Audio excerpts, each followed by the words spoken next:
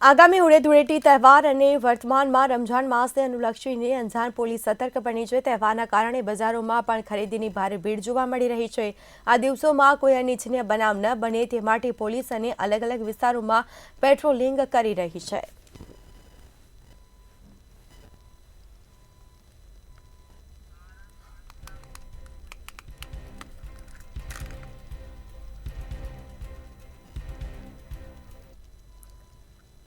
તો આણંદ આંકલાવની સ્ત્રી હોસ્પિટલમાં હોબાળો થયો હતો। સમાચાર સામે આવી રહ્યા છે। તો હોસ્પિટલમાં ભારે હોબાળો થયો। આંકલાવની સ્ત્રી હોસ્પિટલમાં હોબાળો કરવામાં આવ્યો હતો, જેમાં મહિલા દર્દીના મોતને લઈને પરિવારે હોબાળો કર્યો। તબીબની બેદરકારીથી મહિલાનું મોત થયાનો આક્ષેપ કરવામાં આવ્યો છે, જેમાં મહિલા હિતલ પરમારનું મોત નીપજ્યું। કુટુંબ નિયોજન ઓપરેશન માટે મહિલા આવી હતી। હોસ્પિટલમાંથી રજા આપ્યા બાદ મહિલાની તબિયત અચાનક લથડી। પુનઃ હોસ્પિટલ લાવતા તબીબે મહિલાને મૃત જાહેર કરી હતી। મૃતકના પરિવારજનોએ તબીબ ઉપર બેદરકારીના આક્ષેપો લગાવ્યા છે। મૃતક મહિલાના પરિવારજનોએ હોસ્પિટલને બાનમાં લીધી હતી।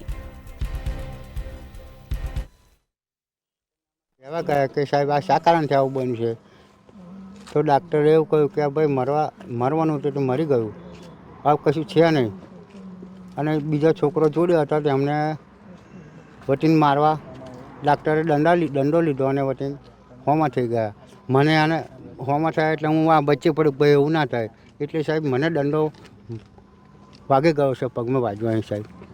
છેડતીના આરોપો લગાવ્યા? હા, છેડતીના આરોપ લગાવેલા સાહેબ કે મારી બહેના તમે છેડતી કરવા આવ્યા છો। અવારનવાર કેટલાક કેસ આવા બન્યા છે, કિસ્સા બન્યા છે, પણ એનો કશો જ નિવેડો આવતો નહીં।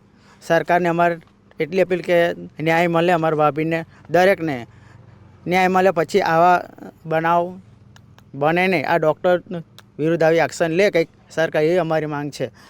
ડૉક્ટરનો વર્તવ શું હતો? એની ભૂલ સ્વીકારી કે નહીં? ના, એ તો સ્વીકારવા તૈયાર જ નથી। અમે ગયા ઓફિસમાં, અમે રજૂઆત કરી કે આવું બધું ના હોય, આવું તો બધું ચાલ્યા કરે કે અમારા ભાભીને પેલું આમ દુખાવો બધું ઉપડ્યું, પછી ખેંચો જેવું આવ્યું અને પછી એમને ગોળી કાપી હળવો ખોરાક આપ્યો અને પછી ત્યારબાદ ડૉક્ટર સંદીપ પટેલને કોલ કર્યો તો કે અહીં આવીને તમે બતાવી જાઓ। તો પછી લગભગ 8:30 વાગ્યા પછી અમે અહીંયા ડૉક્ટરની પાસે બતાવવા લાવ્યા। ત્યાર સુધી અમારા ભાભી બરાબર હતા। ઉપર લઈ ગયા 15-20 મિનિટ સુધી અંદર, પછી ડૉક્ટરે અમને ઓફિસમાં બોલાવ્યા અને કીધું અમારા ભાઈને, અમારા બીજા ભાઈઓને, તમારા વાઈફ છે ને કે ડેથ થઈ ગઈ છે।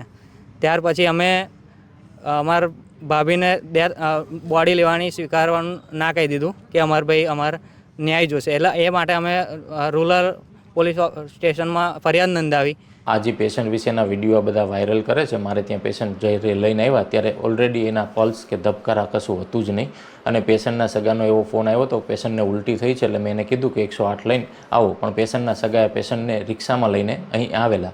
જ્યારે અહીંયા આવ્યા હતા ત્યારે જ પેશન્ટના ધબકારા કે પલ્સ હતું નહીં, એટલે સગાને મેં સમજાવ્યું કે ભાઈ આમાં ધબકારા કે એવું નથી, તો આગળ આની પોસ્ટમોર્ટમ કરીને આગળની કાર્યવાહી કરવી જોઈએ। આ સંદીપ ડૉક્ટર એ નરાધમ ડૉક્ટર છે। એ આવા હત્યારા ડૉક્ટરોને આપણે મેડિકલ પ્રેક્ટિસ લાયસન્સ રદ થાય એવી હું માગણી સરકાર સમક્ષ કરું છું અને અમે એ તરફ જવાના પણ છે। અગાઉ પણ અનેક કિસ્સા થયા છે કે જેની લડત પણ અમે આપી હતી, પરંતુ ક્યાંક ને ક્યાંક પૈસાના જોરે સંદીપભાઈ ક્યાંક ને ક્યાંક અધિકારીઓ હોય, કર્મચારીઓ હોય, બધાને પૈસાના જોરે દબાવીને ગમે તે કેસ રફે દફે કરવાના પ્રયત્નો કરે છે।